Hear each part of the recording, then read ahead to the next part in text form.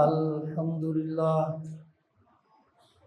الحمد للہ نحمده ونستعینه ونستغفره ونؤمن به ونتوکل علیہ ونعوذ باللہ من شرور انفسنا ومن سیئات اعمالنا من يهده الله فلا مضل له ومن يضلل فلا هادي له وأشهد أن لا إله إلا الله وحده لا شريك له وأشهد أن محمدا عبده ورسوله اللهم صل على محمد وعلى آل محمد كما صليت على إبراهيم وعلى آل إبراهيم إنك حميد مجيد اللهم بارك على محمد وعلى آل محمد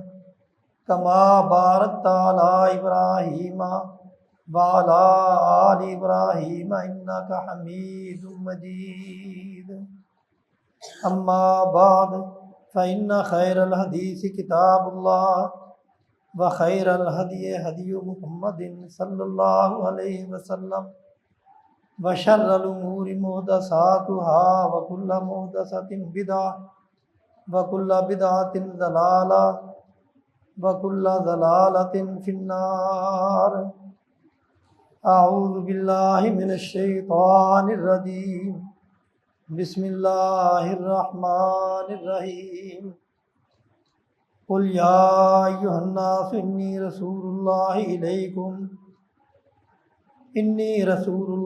إليكم جميعا الذي له ملك السماوات والأرض لا إله إلا هو يحيي ويميت فآمنوا بالله ورسوله النبي الأمي الذي يؤمن بالله وكلماته واتبعوه لعلكم تهتدون۔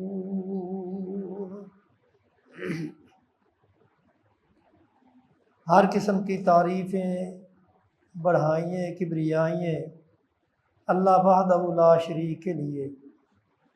بے شمار اور ان گنت درود و سلام ہوں سید الکونین خاتم النبیین محمد الرسول اللہ صلی اللہ علیہ وسلم کی ذات گرامی پہ۔ اللہ تعالیٰ نے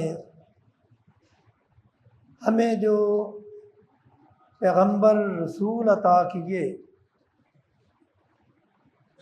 ان کا مقام اور ان کی عظمت کا آج تک نہ کوئی آیا ہے اور نہ قیامت تک کوئی آئے گا۔ اور اللہ تعالیٰ نے ان سے یہ اعلان کروایا کہ آپ کہہ دیں یا ایھا الناس انی رسول اللہ الیکم جمیعا، کہ میں اب پہلے نبیوں کی طرح ایک قوم یا ایک علاقے کی طرف نبی بن کے نہیں آیا، بلکہ میں تمام انسانیت کے لیے نبی بن کے آیا ہوں۔ اور کس کی طرف سے آیا ہوں؟ للذی لہ ملک السماوات والارض، مجھ پہ نبوت کا تاج جس نے سجایا ہے وہ اللہ ہے جو زمینوں اور آسمانوں کا مالک ہے، اور اس کے سوا کوئی معبود نہیں۔ یحیی و یمیت، وہی زندہ کرتا ہے، وہی مارتا ہے۔ فآمنوا باللہ ورسولہ، بس تم ایمان لاؤ اللہ کے ساتھ اور اس کے رسول کے ساتھ جو کہ نبی امی ہے۔ الذی یؤمن باللہ وکلماتہ، جو اللہ پر اور اس کے ارشادات پر ایمان رکھتا ہے۔ واتبعوہ لعلکم تہتدون، تم اس کی اتباع کرو تاکہ تم ہدایت پا جاؤ۔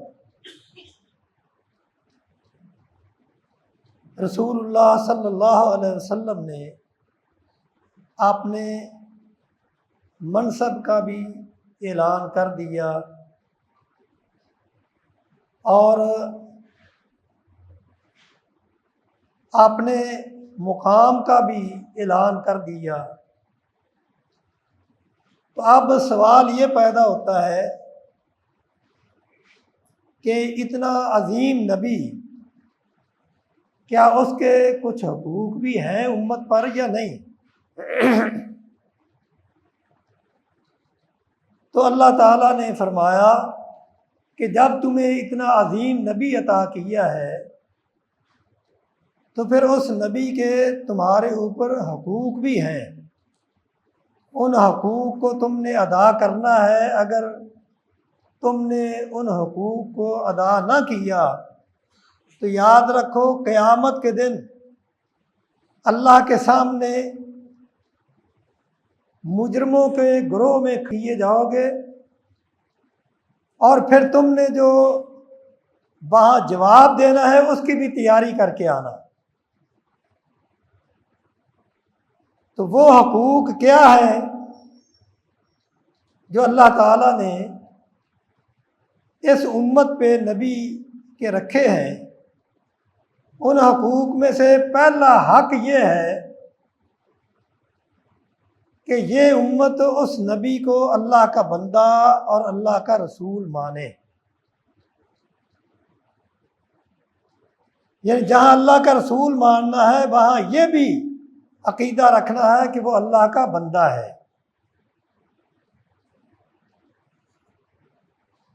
اور پھر اس کی دوسرا حق یہ ہے کہ اس کی تعظیم کرنی ہے۔ تیسرا حق یہ ہے کہ اس کے ساتھ محبت رکھنی ہے۔ چوتھا حق یہ ہے کہ اسے اپنے لیے اسوہ حسنہ قرار دینا ہے اور ان کی اطاعت کرنی ہے۔ جہاں اختلاف ہو جائے تو وہاں ان کو فیصل تسلیم کرنا ہے، اور جو وہ دے کے گئے ہیں کتاب و سنت اس پہ تم نے عمل کرنا ہے، اور زیادہ سے زیادہ ان پر درود بھیجنا ہے۔ یہ وہ حقوق ہیں جو اللہ تعالیٰ نے امت کے ذمہ لگائے ہیں۔ اگر امت نے ان حقوق میں سے کسی حق کو ادا نہ کیا تو قیامت کے دن اس کی بات پرس کی جائے گی۔ تو سب سے پہلا حق یہ ہے کہ اس کو اللہ کا رسول اور اللہ کا بندہ ماننا ہے۔ یہ عقیدہ ہونا چاہیے، اور اس لیے اللہ تعالیٰ نے فرمایا فآمنوا باللہ ورسولہ، کہ تم اللہ پر اور اس کے رسول پر ایمان لاؤ، والنور الذی انزلنا، اور اس نور پر جو ہم نے نازل کیا ہے۔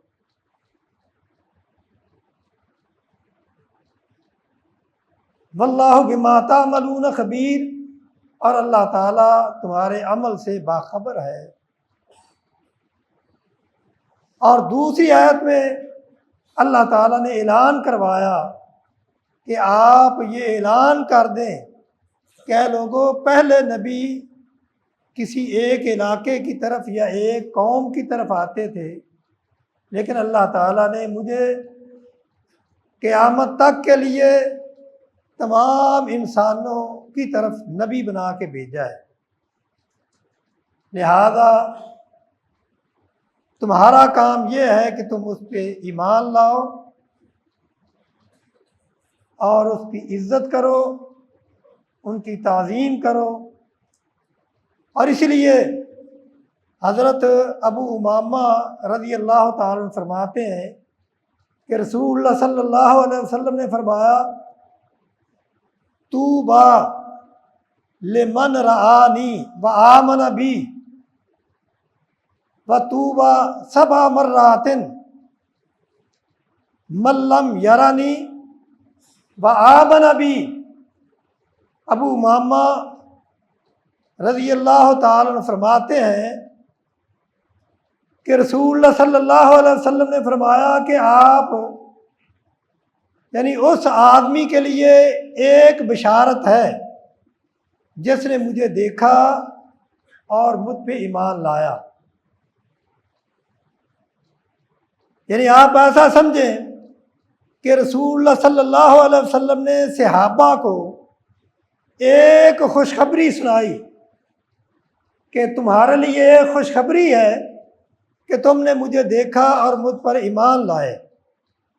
اور آپ نے فرمایا طوبی 7 مرات، اس آدمی کو 7 مرتبہ خوشخبری ہے جس نے لم یرانی مجھے دیکھا نہیں، وآمن بھی اور مجھ پر ایمان لایا ہے.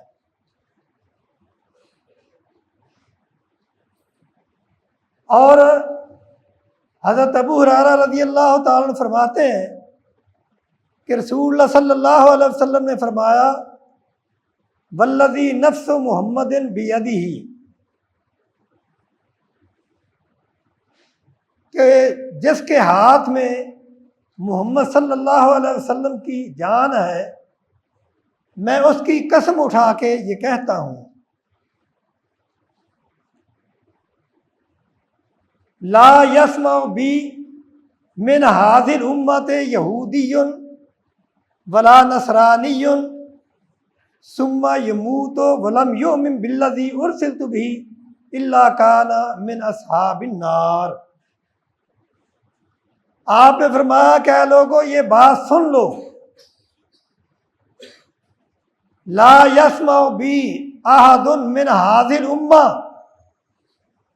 اس امت میں سے جس نے میرے بارے میں سن لیا، اس امت سے مراد وہ یہودی یا عیسائی یا اور کوئی، یعنی جس تک میرا پیغام پہنچ گیا وہ پھر مجھ پہ ایمان نہیں لایا، تو یاد رکھو وہ جنت میں نہیں جا سکے گا، وہ اس کا جہنم میں جانا یقینی ہے.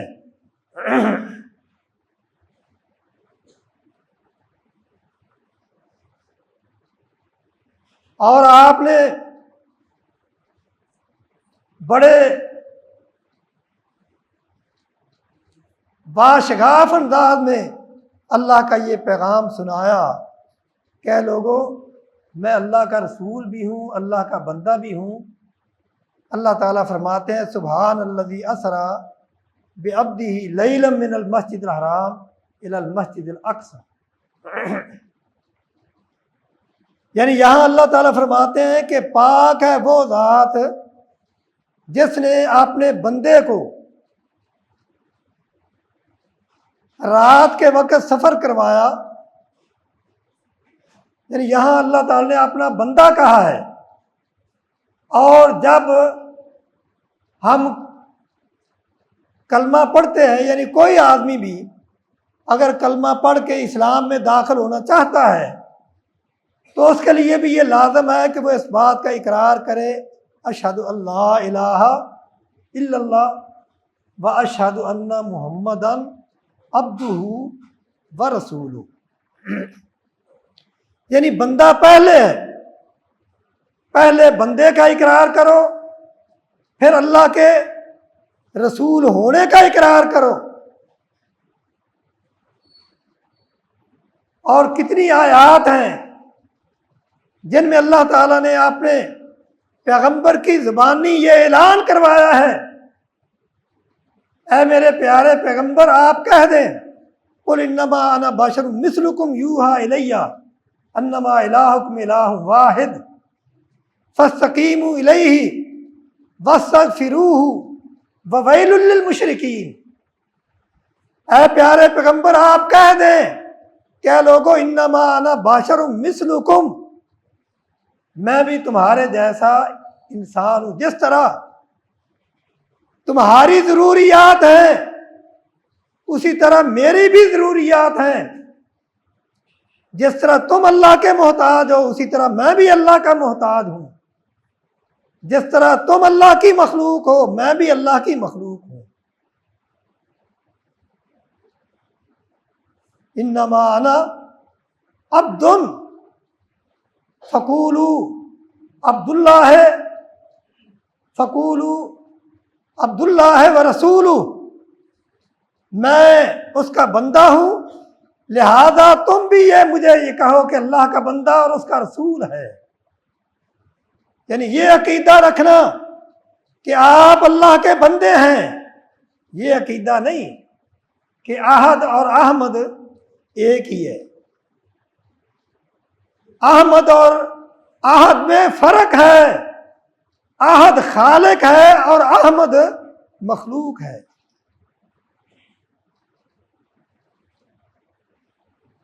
اور کتنے لوگ ایسے ہیں جو اعلانیہ طور پہ جن کا عقیدہ یہ ہے کہ احد اور احمد میں کوئی فرق نہیں، اور یہ عقیدہ قرآن کے بھی خلاف ہے اور اللہ کے رسول کے بھی خلاف ہے، اللہ کے رسول کے فرمان کے بھی خلاف ہے۔ قرآن و سنت نے ہمیں یہ عقیدہ دیا ہے، اور اللہ نے یہ رسول اللہ کے حقوق میں سے ایک حق بیان کیا ہے کہ تمہارا یہ حق ہے کہ تم میرے پیغمبر کو اللہ کا بندہ اور اللہ کا رسول تسلیم کرو۔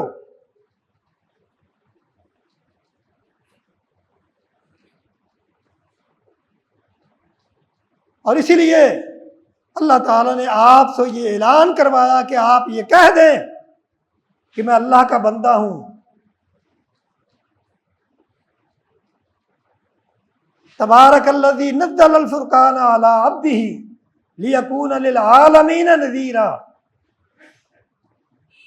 اللہ تعالیٰ فرماتے ہیں با برکت ہے وہ ذات جس نے قرآن اپنے بندے پہ نازل کیا۔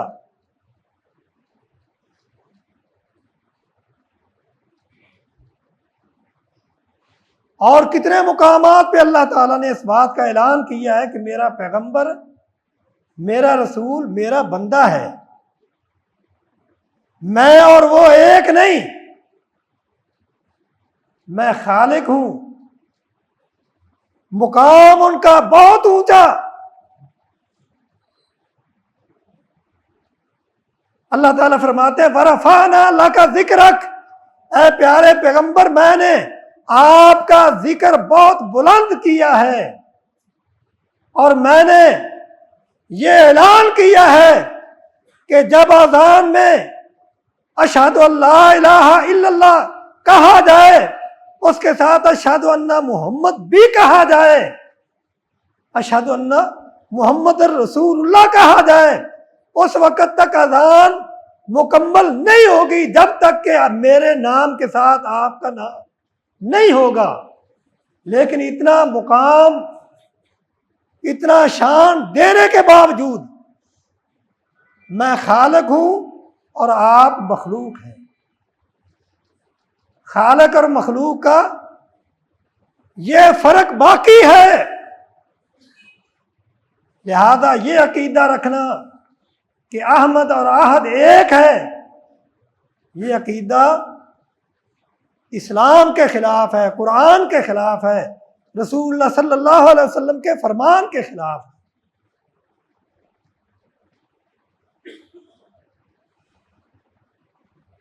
اور جب یہ عقیدہ پختہ ہو گیا کہ آپ اللہ کے بندے اور اللہ کے رسول ہیں، پھر اللہ تعالیٰ فرماتے ہیں کہ لا تجعلوا دعاء الرسول کدعاء بعضکم بعضا یا ایھا الذین آمنوا لا ترفعوا اصواتکم فوق صوت النبی ولا تجہروا له بالقول کجہر بعضکم لبعض ان تحبط اعمالکم وانتم لا تشعرون۔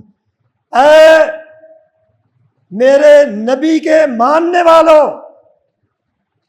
میں نے تمہیں اتنا عظیم پیغمبر دیا ہے، لہذا تمہارے لیے یہ لازم ہے کہ تم جب میرے نبی کو آواز دو تو اس طرح آواز نہیں دینی جس طرح تم آپس میں ایک دوسرے کو پکارتے ہو۔ لا تجعلوا دعاء الرسول کدعاء بعضکم بعضا، یعنی تم پیغمبر کو اس طرح نہ آواز دو جس طرح تم آپس میں ایک دوسرے کو آواز دیتے ہو۔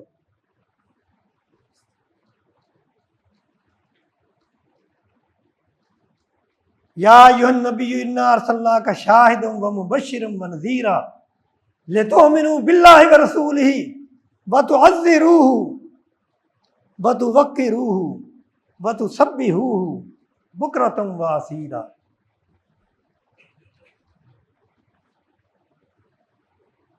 اللہ تعالیٰ فرماتے ہیں کہ ہم نے تمہاری طرف نبی بھیجا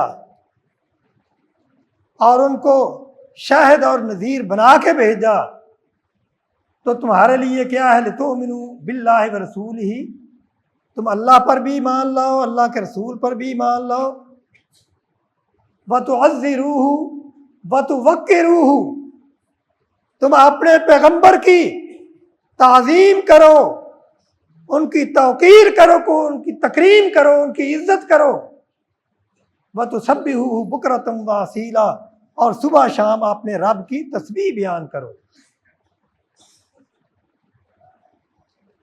پیغمبر کی تعظیم اور توقیر اور اپنے رب کی تسبیح اور تحمید یہ بیان کرو۔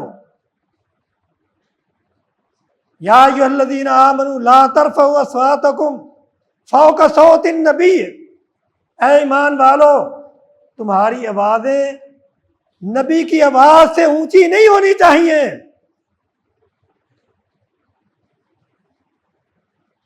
یہ نہیں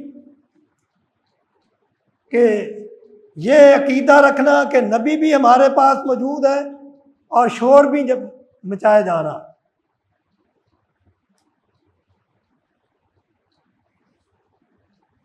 اللہ تعالیٰ نے یہ آیت کب نازل کی؟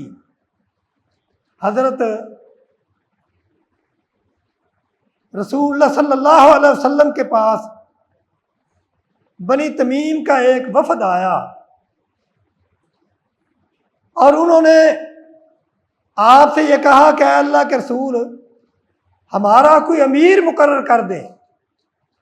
تو رسول اللہ صلی اللہ علیہ وسلم نے صحابہ سے مشورہ کیا۔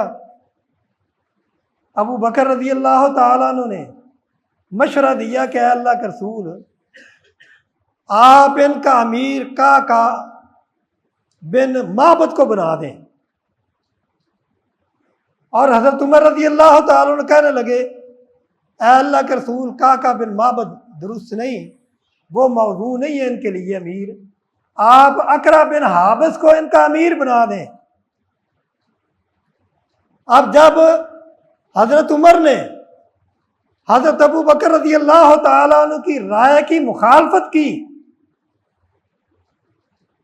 تو حضرت ابو بکر رضی اللہ تعالیٰ عنہ کہنے لگے کہ اے عمر تو ہر وقت میری مخالفت میں ہی رہتا ہے کہ جو میں کہوں تو نے اس کو الٹی کہنا ہوتا ہے۔ تو انہوں نے اپنی صفائی پیش کی اور اسی اثناء میں ان میں تو تکرار ہوئی، آوازیں اونچی ہو گئی۔ اللہ کے نبی بھی پاس بیٹھے تھے، آسمان سے آواز آ گئی، وحی آ گئی، یا ایھا الذین آمنوا لا ترفعوا اصواتکم فوق صوت النبی ولا تجہروا لہ بالقول کجہر بعضکم لبعض ان تحبط اعمالکم وانتم لا تشعرون۔ اے ایمان والو رسول اللہ صلی اللہ علیہ وسلم کی تکریم اور تعظیم کا یہ تقاضا ہے کہ ان کی مجلس میں بیٹھ کے تمہاری آوازیں ان کی آواز سے اونچی نہیں ہونی چاہیے۔ اگر تم نے ایسا کیا آج کے بعد تو یاد رکھو تمہارے سارے عمل ضائع اور برباد ہو جائیں گے۔ ان تحبط اعمالکم، اس بات سے ڈرو کہ کہیں تمہارے عمل ضائع نہ ہو جائیں، وانتم لا تشعرون، تمہیں معلوم ہی نہ ہو۔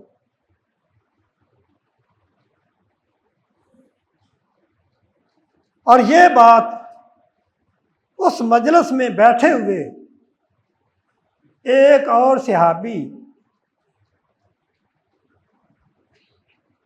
ثابت بن قیس رضی اللہ تعالی عنہ نے بھی یہ آیتیں سنی۔ یہ آیتیں سننے کے بعد وہ گھر میں بیٹھ گئے، مسجد میں آنا بند کر دیا اور اپنے گھر میں بیٹھ کے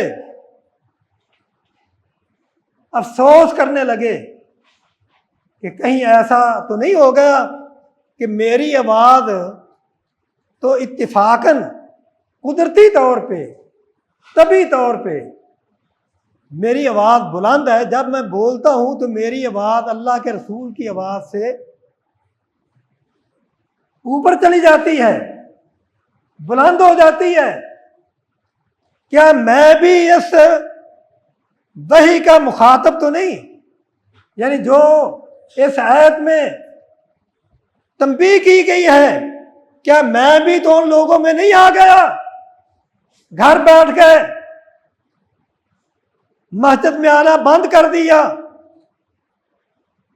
کچھ دن گزرے، رسول اللہ نے جب نہیں دیکھا تو پوچھا بھی ثابت کو کیا ہوا ہے، ثابت کہاں ہے؟ تو حضرت سعد رضی اللہ تعالیٰ عنہ ان کے ہمسایہ تھے، کہنے لگے میرا ہمسایہ تو ہے لیکن سنا تو نہیں ہے کچھ ان کو ہوا، اچھا میں آج معلوم کر کے آؤں گا۔ وہ گھر گئے، معلوم کیا، دیکھا تو حضرت ثابت اپنے صحن میں بیٹھے ہیں، بڑے افسردہ ہیں۔ آپ نے پوچھا کہ اے ثابت آپ کو کیا ہوا ہے، آپ مسجد میں نہیں آ رہے، اللہ کے رسول آپ کا پوچھ رہے تھے۔ تو انہوں نے ساری بات سنائی کہ اللہ تعالیٰ نے یہ آیت نازل فرمائی ہے کہ جس کی آواز میرے نبی کی آواز سے اونچی ہو گئی میں اس کے عمل برباد کر دوں گا۔ اے سعد میں تو برباد ہو گیا، میری آواز تو جب بھی میں بولتا ہوں اللہ کے نبی کی آواز سے اونچی ہو جاتی ہے۔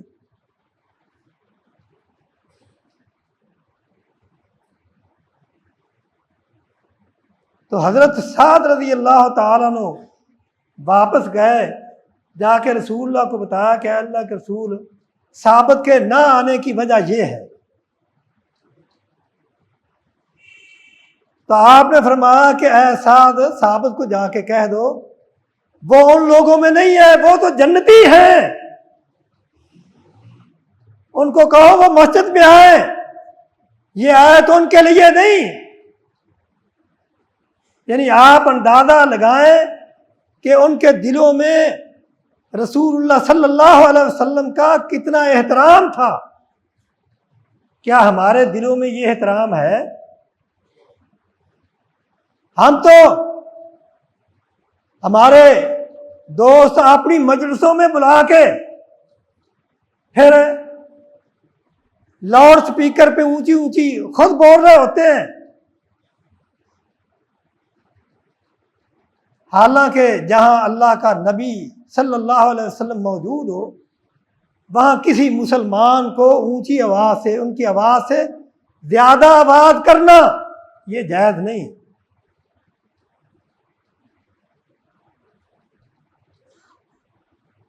اور آج اگر آپ نہیں ہیں تو آپ کے فرامین ہیں۔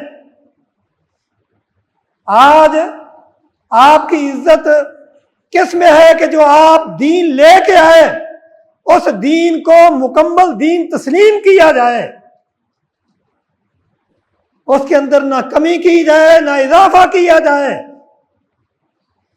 لیکن یہاں ہم نے تو اس میں اضافہ بھی کیا اور اپنی مرضی سے کمی بھی کر دی۔ یہ اضافہ، یہ تیسری عید اضافہ ہے دین میں۔ اور یہ جو ہمارے ہاں اگر کوئی فوتگی ہو جاتی ہے تو دعا کے نام پہ اکٹھ کیا جاتا ہے یا تیسرے کے نام پہ اکٹھ، کل خانی کے نام پہ اکٹھ کیا جاتا ہے۔ کیا اللہ کے رسول نے یہ بتایا ہے؟ کیا رسول اللہ کی زندگی میں فوتگیاں نہیں ہوئی؟ کیا آپ کی بیٹی آپ کی زندگی میں فوت نہیں ہوئی؟ آپ کے اور عزیز و اقارب آپ کے صحابہ آپ کی زندگی میں فوت نہیں ہوئے؟ آپ نے کوئی کل خوانی کی ہو یا دعا کے لیے اکٹھ کیا ہو، یعنی تعظیم اللہ کے نبی کی یہ ہے کہ جو کچھ آپ لے کے آئے ہیں اس کو مکمل دین تسلیم کیا جائے، اور جو عمل آپ نے کر کے دکھایا وہ عمل کر کے دکھایا جائے۔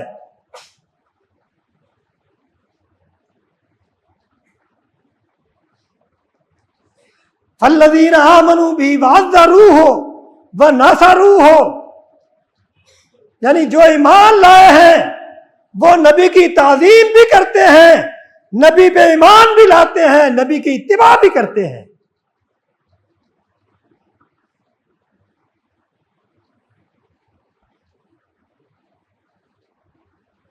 اور اسی طرح عروہ بن مسعود ثقفی وہ صحابہ کی کس طرح اللہ کے نبی کی تعظیم کرتے ہیں، وہ صلح حدیبیہ کے لیے کفار کا نمائندہ بن کے آیا اور وہاں کے حالات کا جائزہ بھی لیا۔ جائزہ لینے کے بعد جب اپنی قوم کے پاس واپس جاتا ہے تو ان کو جا کے کہتا ہے کہ اے میری قوم کے لوگوں، میں اللہ کی قسم اٹھا کے کہتا ہوں کہ میں وفد لے کے کیسر و کسریٰ اور نجاشی کے دربار میں بھی گیا، اور میں وفد لے کے اور بھی بہت سے بادشاہوں کے پاس گیا، واللہ ان رأیت ملکن یعظمہ اصحابہ ما یعظم اصحاب محمد محمدا، میں اللہ کی قسم اٹھا کے کہتا ہوں میں نے بڑے بادشاہوں کو دیکھا، بڑے عزت والے بادشاہوں کو دیکھا، لیکن میں نے کبھی ان کے ساتھیوں کو ان کی تعظیم اس طرح کرتے ہوئے نہیں دیکھا جس طرح محمد رسول اللہ کے ساتھی ان کی تعظیم کرتے ہیں۔ یعنی جہاں ان کی بات آتی ہے وہ اپنے ارادوں کو ختم کر دیتے ہیں۔ کیا ہم رسول اللہ کی حدیث کے سامنے اپنے امام کی بات کو ختم کرتے ہیں؟ آپ تو کہتے ہیں ہم حنفی ہیں، ہم رفع یدین نہیں کریں گے، ہم حنفی ہیں، ہم سورہ فاتحہ امام کے پیچھے نہیں پڑھیں گے، ہم حنفی ہیں، ہم 3 طلاقوں کو 3 طلاقیں مانیں گے، اور ہم حلالہ کریں گے جس کے اوپر نبی علیہ السلام نے لعنت بھیجی ہے۔ کہاں ہو، کہاں تم ہو، کہاں وہ ہیں؟ اور اپنے آپ کو یہ کہتے ہو کہ ہم عاشق رسول ہیں۔ عاشق رسول تو وہ تھے جنہوں نے اپنا سب کچھ قربان کیا، اور اللہ تعالیٰ نے ان کے بارے میں یہ اعلان کر دیا کہ میں ان سے راضی ہوں، وہ مجھ سے راضی ہیں۔ اور رسول اللہ صلی اللہ علیہ وسلم کی تعظیم کا ایک حد مقرر کر دی اللہ نے۔ آپ کی تعظیم کرنی ہے تو ان حدود کے اندر رہ کے، یہ نہیں ہے کہ آپ یہ کہیں کہ جو صفات اللہ کی ہیں وہ صفات اللہ کے رسول کی بھی ہیں، کیونکہ اللہ تعالیٰ نے فرمایا اے پیارے پیغمبر آپ کہہ دیں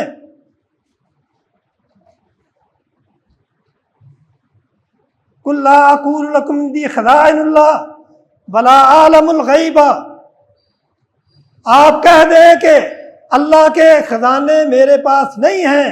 خزانوں کا مالک کون ہے؟ اللہ ہے۔ غیب کون جانتا ہے؟ اللہ ہے، مشکل کشا کون ہے؟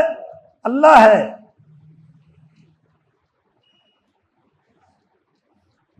اور آپ یہ بھی اعلان کر دیں لا املک لکم نفع ولا ضرا، میں کسی قسم کے نفع اور نقصان کا بھی مالک نہیں ہوں،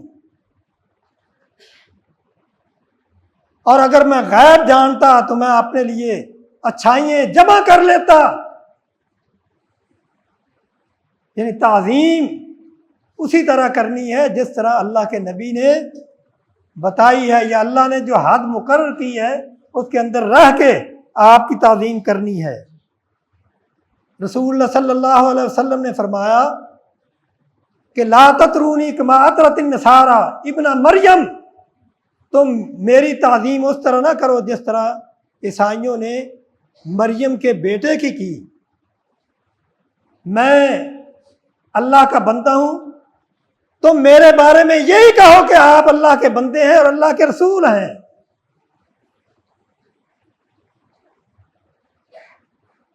اور یہی وہ چیز ہے جس کی دعوت ہم دیتے ہیں۔